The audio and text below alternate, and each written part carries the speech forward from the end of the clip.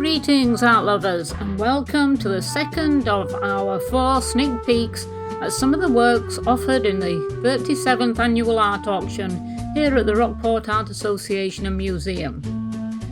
Thank you for joining me, Judy Curtis, as we share another look at some of the paintings from the cream of the Cape Ann artists.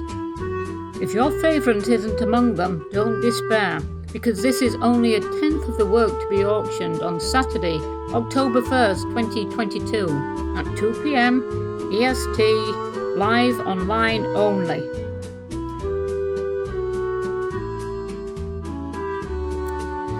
Let's start with Charles Vickery and his portrayal of the Otago. Vickery never tired of recreating the golden age of sail, which is interesting as he hailed from Illinois originally. However, he admired Winslow Homer and came to Cape Ann regularly, and also credited Lake Michigan as being helpful in honing his skills to become an accomplished maritime artist. Vickery was adept at portraying the infinite moods of the ocean.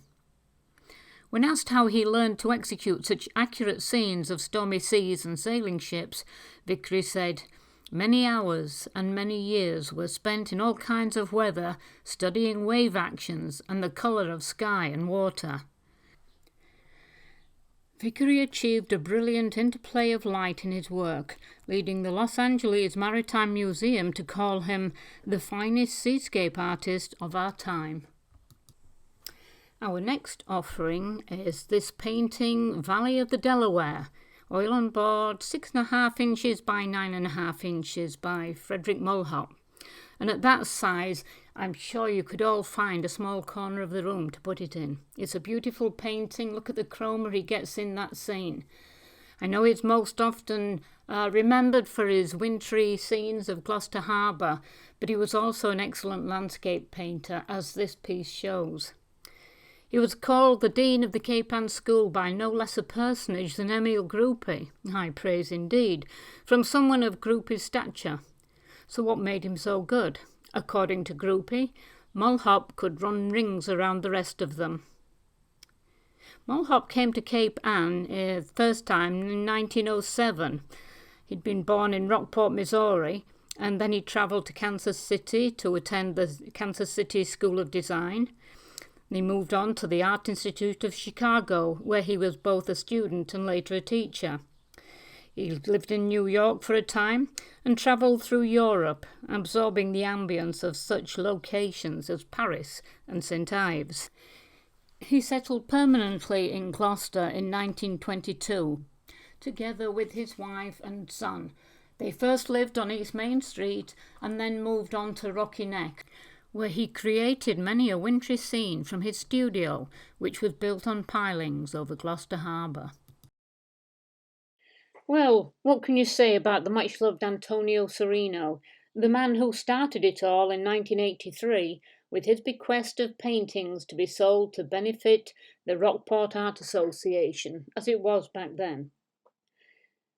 Serino's work is eminently collectible, and there are several pieces in the upcoming auction. Right now we're looking at The Cove, Low Tide. It's a 10 by 12 oil on board. It isn't easy painting small compositions. I know some artists who hated painting small because they didn't like using the tiny brushes. But I digress. Serino was a great designer, and he balances the elements and objects in his paintings even in a small space. Some art critics call his work mosaic-like and jewel-toned, which we can see here in the impression of granite blocks on the right. If you don't have room for a large painting in your home, consider this piece, or the Mulhop we saw earlier. You won't regret it.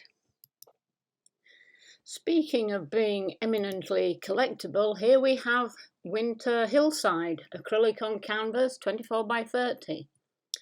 Charles Mervale was an artist, author, teacher and jurist who relished his reputation as an avant-garde painter and man of letters.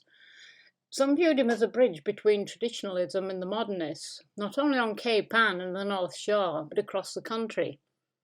Although Mervale could and did teach and paint in a traditional manner, he also loved to experiment, and in his later years became noted for his expressionist style where he uses colour and form to create a rhythmic line of design.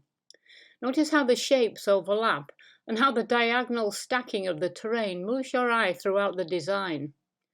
Viewed closely, it could be an abstract, but from a distance, it comes into focus as an emotive New England landscape. But of course, paintings should never be viewed close up, unless you're looking for the signature.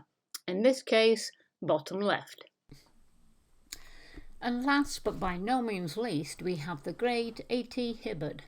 This is one glorious example of several Hibberd paintings in this year's auction.